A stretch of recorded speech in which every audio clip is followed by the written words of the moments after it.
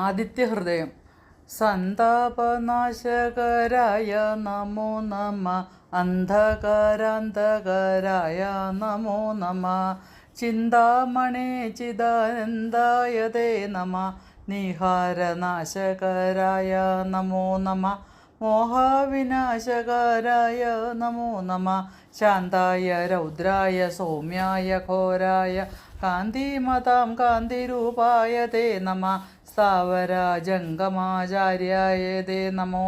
ദേവായ വിശ്വൈകസാക്ഷിണേ തേ നമ.